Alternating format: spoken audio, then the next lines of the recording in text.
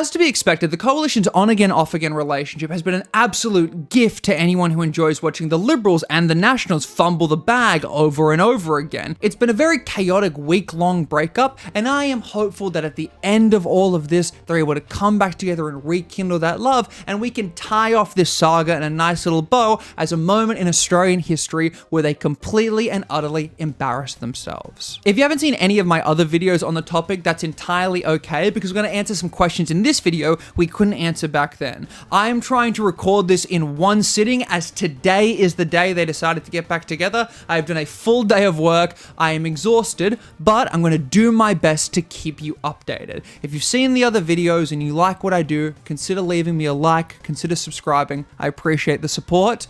Let's get into it. Probably the biggest news is the fact that David Littleproud's unstoppable force did end up beating out Susan Lee's immovable object. Despite the fact that Lee committed to making no commitments, it seems as though the Liberals did acquiesce to the Nationals on those 4 important policy positions. Regarding nuclear, Lee managed to quell the Nationals' ambitions, instead getting commitments down from 7 nuclear power plants to only lifting the moratorium on nuclear energy and leaving the rest to the private sector. That being said, I have absolutely no idea how they're actually going to lift the moratorium. There is no way this is getting through the Senate, even if the Liberals and Nationals held the lower house. But hey, if that's the cope they need to rekindle their love, who am I to stop them? There was still this continued back and forth in regards to divestiture powers for big supermarkets or other major brands, with the Liberals wanting assurances that divestiture powers, which would extend to big box retailers such as IKEA and Harvey Norman, only being used as a last resort. The $20 billion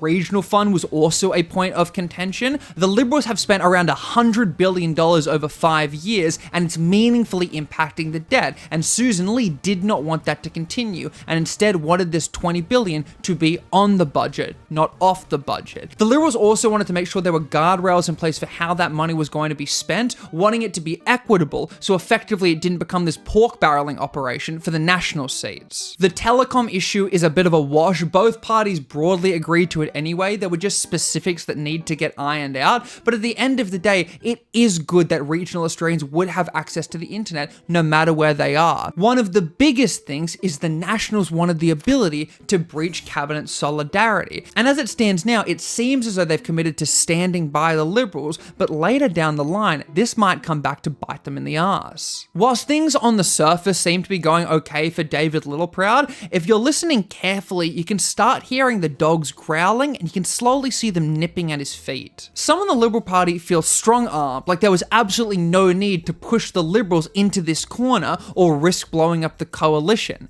There are constituents and members of the government who feel it's very strange that during intense regional flooding, David Littleproud is effectively spending his time strong-arming the coalition. Now, that being said, a good politician should be able to walk and chew gum at the same time, but I've said it many times and I'll tap the sign again, sometimes how you do something is more important than what you actually do, and there's this growing perception that he's acting like a bully, trying to force the Liberals to act in line despite being the smaller party. Ex-Nationals leader Michael McCormack actually implied Mr. Littleproud's leadership was not safe, joking that he was ambitious for the Nationals leadership position. On the surface, this is a nothing burger, but this statement actually echoes what Scott Morrison said before rolling Malcolm Turnbull. Now, McCormack did clarify he's not planning to roll Littleproud, but the fact there is such a prominent leader within the Nationals publicly making jokes at Littleproud's expense, it's bad for morale and it makes Littleproud look weak. Interestingly, Barnaby Joyce, the former leader of the Nationals, has privately said that he'd back McCormack if he went for the leadership position. Joyce is claiming Littleproud's leadership position has been irreparably damaged, with another MP, Colin Boyce, actually claiming that not enough information was given to the party room as the negotiations between Lee and Littleproud were occurring. All in all though, Littleproud is still standing by his decision, citing that it was in fact a party decision and he still got broad support, reportedly feeling pretty pretty relaxed. Joyce and McCormack aren't exactly the most reliable narrators, but it is true that there seems to be some disturbance within the party, and even if it's only small right now, discontent can grow, and if Littleproud doesn't get on top of it, there is a real chance that there could be a spill. Now, in the last video, we talked about net zero potentially being a big factor in why the coalition fell apart, and at the time, it was only speculation. But it looks as though where we thought we saw smoke, there really is beginning to be a fire. Internally, there is still huge debate on the party's commitment to net zero, which, if they move away from, would be a huge blow to the Liberals. Net zero has always been contentious for the Nationals. In 2021, Barnaby Joyce signed the party onto the commitment. However, he himself has been a critic, with Matt Canavan, the man who went for David Littleproud's position, being vehemently against the policy, full stop. Littleproud himself isn't even fully committed to net zero, expressing the world was starting to understand the difficulty of reaching this target, but he's still committed to the policy for now, overall wanting to continue lowering emissions. I'm not fully convinced net zero is here to stay. They might push through with it if something can happen with nuclear, but at the end of the day, no one within the party seems particularly keen on it, and I would believe that eventually that policy gets taken out back and given a mice and men treatment. Focusing now on the Liberal Party, they've at least seemed to stop the hemorrhage. It doesn't mean they're in a good place, but it doesn't seem like they're bleeding out anymore. We're actually getting some insight into what might have happened that made this election loss so horrible. Prominent figure Andrew Hastie is really worried that this party might disappear if they don't get their act together, with other frontbenchers making claims that their policy positions were absolutely buried during the election. Andrew Hastie claims his policies were pushed back almost until Anzac Day, not able to be announced because of other political announcements that were occurring at the same time, with Shadow Minister for Education Sarah Henderson feeling as though her policies were entirely buried because the cost of living was seen as more important. Senator Dunniam takes aim at the Liberal HQ, feeling as though they were pushing the party in an entirely wrong direction.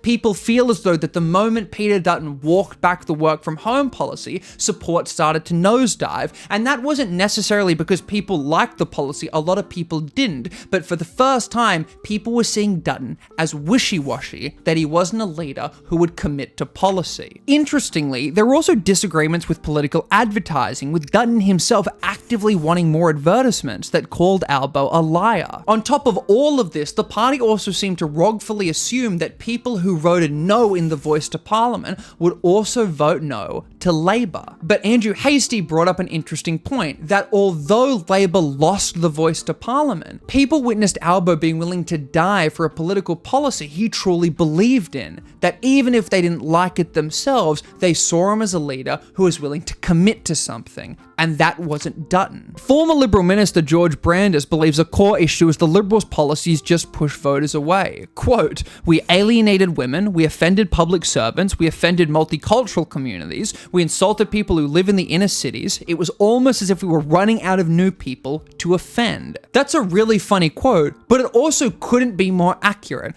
I don't know what Dutton's plan was. I don't know if he was trying to mimic Trump or he just had this innate negative aura, but people did not like him, and he really was good at getting people offside. Surprisingly, even within the Liberal Party, net zero might be on the chopping block. It's a straitjacket some MPs want to get out of. They think this image of Australia mining and then selling coal and gas but not getting the cheap energy themselves is a bad look. They believe fossil fuels alongside nuclear is the best path forward.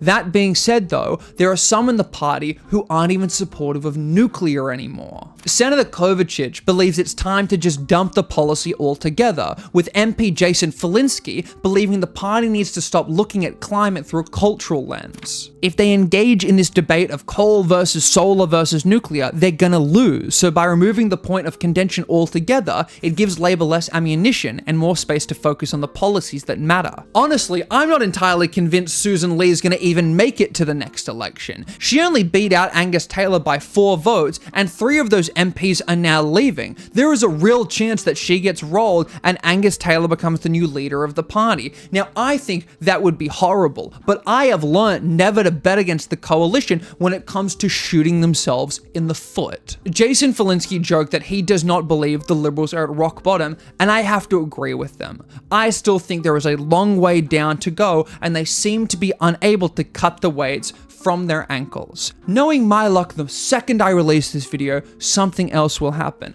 But overall, I think this will be the broad end of the coalition's chaos in regards to creating a union. There will still be much more chaos when it comes to the actual policy, and they've just released their shadow cabinetry picks, so that will be interesting to see.